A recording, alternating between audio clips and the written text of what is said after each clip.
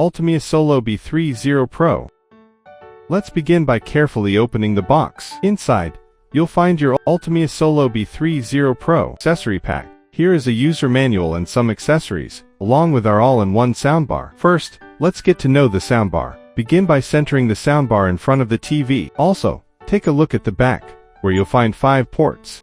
Now, let's connect the power cord to the power port on the back of the soundbar. Plug the other end into an AC power outlet. Press the on standby button on the remote control to turn on the power.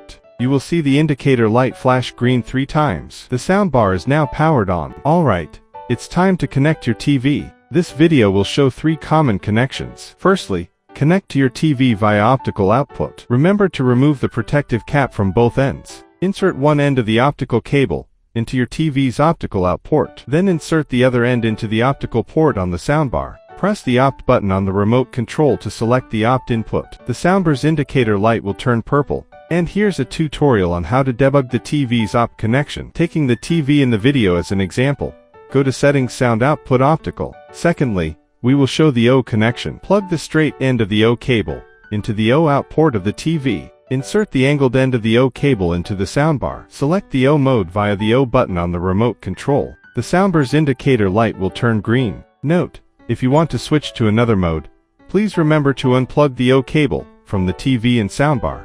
Prefer wireless. Here's how to connect your smartphone via Bluetooth. Press the BT button on the remote control.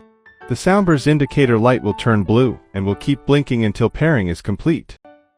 Open your smartphone's Bluetooth settings and select the name, ULTIMEA Solo B30 Pro, to connect the soundbar.